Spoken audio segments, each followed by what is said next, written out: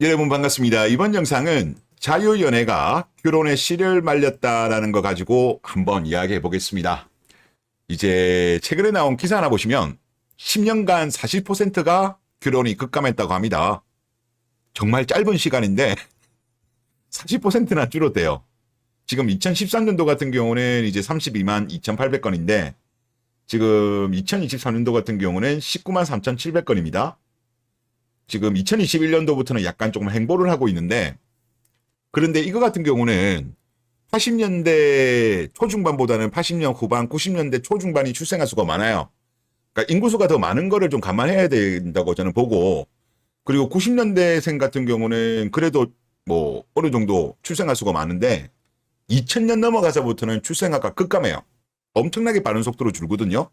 그래서 여기서 혼인이 많이 증가하고, 그리고 출산율도 반등하지 못하면 대한민국의 저출산 문제는 정말 심각할 겁니다. 그래서 정부에서도 90년대생들이 결혼을 좀 많이 해야 된다. 지금이 골든 타임이다. 이런 이야기를 하고는 있는데 쉽게 그런 흐름이 전개되지는 않을 것 같아요. 그리고 이 기사에서 보면 혼수 주거비 부족이 결혼 못하는 일이라고 설문이 나왔는데 저는 이거보다는 오히려 자유연애 때문에 결혼의 씨가 마른 것이 아닌가라는 생각이 많이 듭니다. 슈겔의 최근에 개념글 하나 보시죠. 자유연애가 결혼의 씨를 말린 걸 진짜 몰랐냐라는 제목입니다. 인기 있는 남자는 여자가 맞을 날이 없고 결혼할 이유도 없다.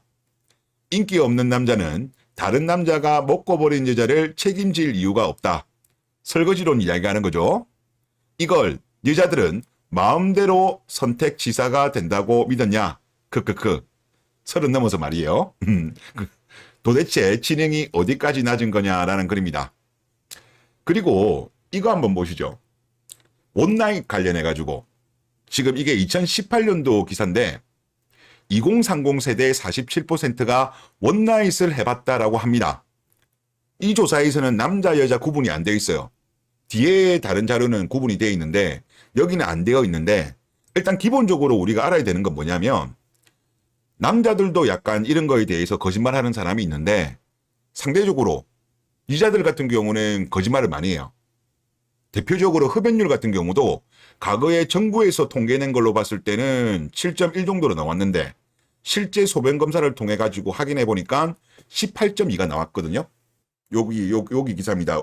연세대 원주의대 김춘배 교수팀이 예전에 연구했었던 건데 남자 같은 경우는 7.3%포인트 즉 47.8이었는데 소변 검사를 확인해 보니까 55.1이었고 여자는 7.1이었는데 실제 확인해 보니까 18.2 2.6배나 됐다는 거예요. 이게 무려 10년 전 기사입니다. 지금은 이거보다 더 높다고 봐야죠. 흡연율이 아마 20% 후반 정도 되지 않을까라는 그런 생각이 좀 많이 드는데 20대 기준으로 그런데 하여튼 여기에서 47%가 나온 겁니다. 그리고 여기 있는 내용을 보시면 결혼정보회사 바로연에서 미혼 남녀의 요즘 연애 경향을 조사한 결과 47.1%가 원나잇을 경험한 것으로 나타났다. 이들 중 36.1%가 이후 한 번 이상 더 만난 것으로 나타났고 또 다른 조사인데요. 2030 세대를 대상으로 성에 대한 생각과 경험에 대한 설문조사를 한 결과 원나잇 상대를 만나는 곳으로 술집, 클럽 등 즉석 만남이 56.7%였고 그 다음으로 미팅이나 소개팅 16.7%, 채팅 앱이나 온라인 커뮤니티 10%가 뒤를 이었다라고 이렇게 나왔는데 지금 같은 경우는 이제 소개팅 앱 같은 거 있잖아요. 뭐 이런 거가 2018년도 때보다는 더 활성화됐고 뭐 온라인 커뮤니티에서도 많이들 만나는가 보더라고요. 블라인드 같은 데서도 서로 뭐 소개를 하고 뭐 쪽지를 주고받고 하면서 지금은 오히려 이 뒤쪽에 더 많이 늘지 않았을까라는 그런 좀 생각이 들고요. 그리고 이 기사를 보시면 2013년도 바로연이라는 앞에 같은 회사입니다. 미혼 남녀 2,113명을 대상으로 해서 설문조사를 했어요. 그래가지고 당신은 원나잇 경험이 있습니까? 라는 설문을 했는데 남자 같은 경우는 42%가 없다.